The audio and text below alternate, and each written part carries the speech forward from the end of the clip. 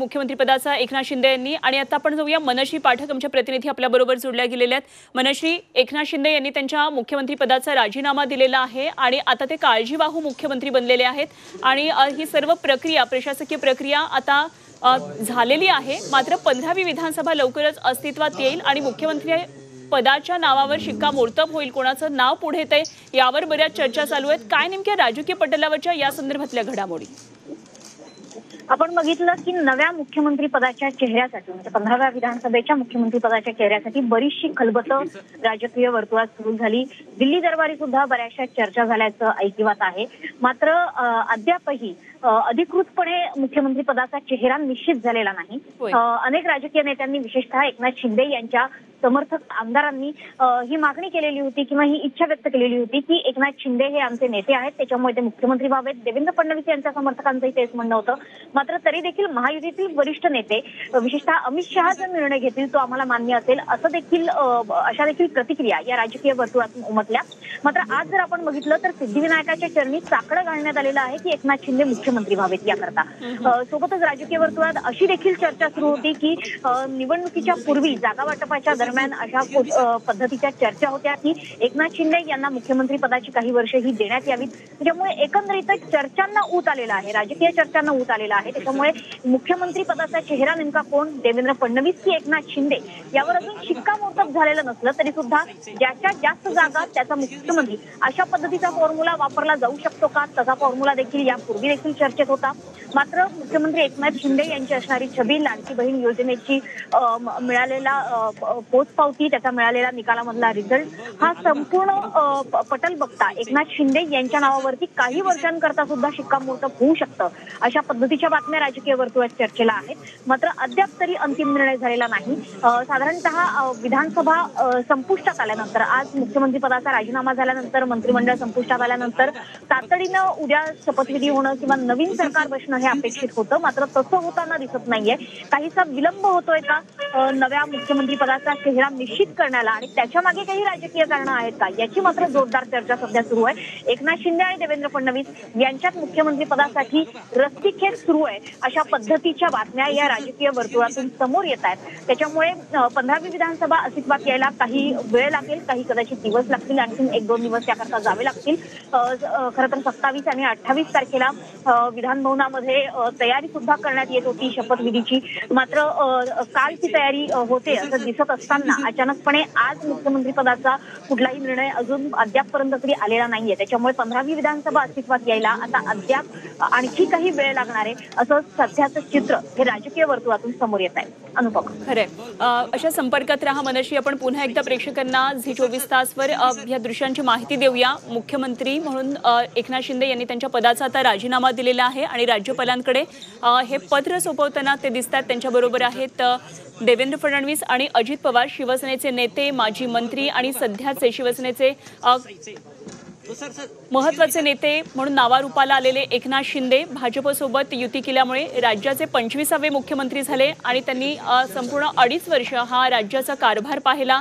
अनेक महत्त्वपूर्ण योजना त्यांनी अस्तित्वात आणल्या, त्या राबवल्या आणि अर्थातच त्याची पोचपावती त्यांना त्यांच्या या निवडणुकीमध्ये मिळाली।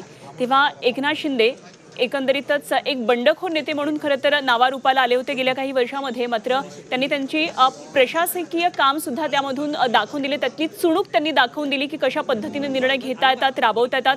म्हणूनच एक वेगळ्या प्रकारे एकनाथ शिंदे यांचं नाव या निवडणुकीमध्ये पुढे आलं आणि त्यांचा राजकीय पटलावरचा हा प्रवास आणखी महत्त्वाचा आणि तितकाच मजबूत होत गेला असं आपल्याला म्हणावं लागेल। ही दृश्य आपल्याला एकनाथ शिंदे यांची राजकीय कारकिर्दी कशी होती त्यातला हा एक टिपेचा आणि तितकाच महत्त्वाचा हा टप्पा म्हणता येईल। खरं तर शिवसेनेचे नेते होते, एक शाखेपासून सुरुवात केली आणि त्यानंतर मंत्रीपदं त्यांनी अनेक भूषवली आणि राज्याचे मुख्यमंत्री पदापर्यंत त्यांची कशा प्रकारे त्यांनी ही झेप घेतली संपूर्ण महाराष्ट्रानं गेल्या काही वर्षामध्ये पाहिलं। मात्र अर्थातच यामध्ये बऱ्याच हालचाली, बऱ्याच घडामोडी घडल्या। शिवसेनेची बंडखोरी करत भाजपशी त्यांनी कशी हातमिळवणी केली, उद्धव ठाकरेंना मुख्यमंत्री पदाचा त्यामुळे कसा राजीनामा द्यावा लागला, असे अनेक घडामोडी खरं तर घडल्या। मात्र शिवसेनेचे 39 आमदार आणि 11 अपक्षांचा पाठिंबा घेऊन त्यांनी या निवडणुकीमध्ये मात्र किती घवघवीत यश मिळवलं हे संपूर्ण राज्यानं पाहिलं। तेव्हा मुख्यमंत्री पदाचा राजीनामा त्यांनी आता दिलेला आहे आणि आता लवकरच राज्याची 15वी विधानसभा अस्तित्वात येणार आहे आणि त्यापूर्वीची ही महत्त्वाची प्रशासकीय हालचालींची दृश्य आपण पाहतो आहोत। राजकीय घडामोडी तर घडता आहेतच, दिल्ली सुद्धा सध्या एक महत्त्वाचं केंद्र बनलेलं आहे, कारण तिथूनच राज्याचे मुख्यमंत्री कोण होतील या नावावर शिक्कामोर्तब होणार आहे। अर्थात या सगळ्या हालचाली सातत्यानं घडत आहेत आणि प्रत्येक बित्तम बातमी झी 24 तासवर आपल्याला पाहायला मिळते आहे। राज्यपालांकडून आता काळजीवाहू मुख्यमंत्री म्हणून एकनाथ शिंदे यांची नियुक्ती झालेली आहे। काही वेळापूर्वी त्यांनी त्यांच्या मुख्यमंत्री पदाचा राजीनामा दिला। 25वे मुख्यमंत्री होते एकनाथ शिंदे आणि आता पुढचे मुख्यमंत्री कोण असा प्रश्न सध्या सगळ्याच राज्यातल्या जनतेपुढे उभा आहे आणि राजकीय वर्तुळात सुद्धा हा प्रश्न चांगलाच चवीचवीनं चर्चेला जातोय। पुन्हा एकदा आपण जाऊया मनशीकडे। मनशी, बऱ्याच खरं तर सध्या राजकीय वर्तुळामध्ये चर्चा सुरू आहेत, यामध्ये मंत्रिमंडळामध्ये कोणाचा समावेश होणार याबद्दल सुद्धा चर्चा सुरू आहे आणि यामध्ये एक नवीन आता माहिती पुढे येते की मंत्रिमंडळामध्ये गुजरात पॅटर्न राबवला जाणार आहे, नवीन चेहऱ्यांना अधिक संधी मिळणार आहे आणि तसं शिवसेनेला पण सांगण्यात आलं आहे भाजपकडून। त्यामुळे काय या संदर्भामध्ये नेमकी राजकीय वर्तुळामध्ये चर्चा सुरू आहे? अगदीच आपण बघितलं तर गुजरात पॅटर्नची जोरदार चर्चा आहे। गुजरात पॅटर्न हा महाराष्ट्राच्या मंत्रिमंडळात राबवला जाईल अशा पद्धतीची माहिती हाती येते। गुजरात पॅटर्न म्हणजेच नवीन चेहऱ्यांना संधी देणं। सगळ्यात महत्त्वाचं असं आहे की जेव्हा 14व्या विधानसभेत शिंदेंनी बंड केलं, त्याच्यानंतर त्यांच्या पैकी अनेक आमदारांच्या गळ्यात मंत्रिपदाची माळ पडली, मात्र अनेक लोक असे होते की ज्यांच्यात मंत्रिपदाची ही माळ त्यांच्या गळ्यात पडता राहिली होती। अनेक जण म्हणजे त्याच्यामध्ये भरत गोगावले असतील, संजय शिरसाट असतील, यांचे तर स्टेटमेंट्स बऱ्यापैकी व्हायरल झाले होते की आम्ही मंत्रिपदाचे कोट शिवून ठेवलेले आहेत, तो नेमका चढवायचा कधी याची आम्ही वाट बघतोय। त्यामुळे एकीकडे गुजरात पॅटर्न आणि एकीकडे शिंदे गटाचे बहुप्रतीक्षित मंत्रिपदाच्या शर्यतीत असणारे, रांगेत उभे असणारे अनेक आमदार, अशा पद्धतीची शर्यत सध्या लागून राहिलेली आहे।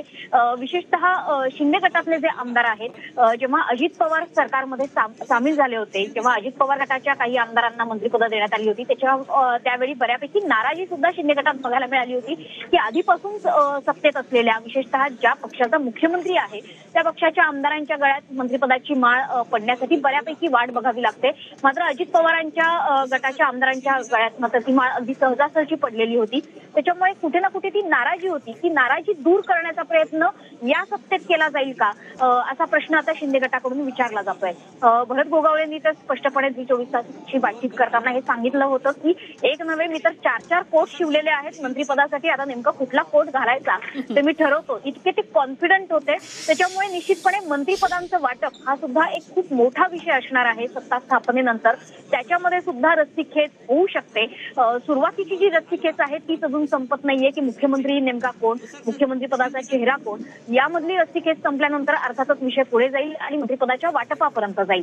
त्याच्यामुळे शिंदे गटाच्या अनेक आमदारांच्या मनात जी अपूर्ण राहिलेली इच्छा आहे मंत्रिपदाची, ती यंदा पूर्ण केली जाईल। सोबतच काही नव्या चेहऱ्यांना प्राधान्य दिले जाईल, कारण गेल्या सरकारमध्ये, गेल्या सत्तेमध्ये बऱ्यापैकी काही मंत्र्यांची स्टेटमेंट्स असतील किंवा त्यांच्या मंत्र्यांची असणारी जनमानसातली छबी असेल, याच्यामुळे कुठे ना कुठे सत्ता ही अडचणीत येते असं दिसून आलं होतं। त्याच्यामुळे हा भाग कटाक्षाने टाळता येईल का यावर सुद्धा यंदाच्या मंत्रिमंडळाचा भर असेल। त्याच्यामुळे जास्तीत जास्त तरुण चेहऱ्यांना संधी द्या, जास्तीत जास्त नव्या चेहऱ्यांना संधी द्या, जेणेकरून काहीतरी वेगळं काम बघायला मिळेल अशी अपेक्षा सध्या 15व्या विधानसभेकडून आहे। खरंय मनशी, एकंदरीतच उत्सुकता संपूर्ण राज्यातल्या जनतेला सुद्धा आहे, त्यामुळे लवकरच अपेक्षा करूया की नावांची घोषणा होईल आणि मंत्रिमंडळामध्ये कोणाची वर्णी लागते हेही कळेल। धन्यवाद दिलेल्या सगळ्या सविस्तर तपशिलांसाठी मनशी पाठक आमच्या प्रतिनिधी आपल्या बरोबर होत्या। राजभवनातल्या या महत्त्वाच्या घडामोडी आपण आपल्यापर्यंत पोहोचवतोय। सध्या राजभवनामध्ये मुख्यमंत्री आणि उपमुख्यमंत्री पदावर असलेले हे तीनही महत्त्वाचे नेते आहेत आणि महायुतीला घवघवीत यश मिळाले, त्यामुळे सरकार स्थापनेचा दावा आता करण्यात येईल आणि मुख्यमंत्री पदाचा राजीनामा आत्ताच एकनाथ शिंदे यांनी दिलेला आहे।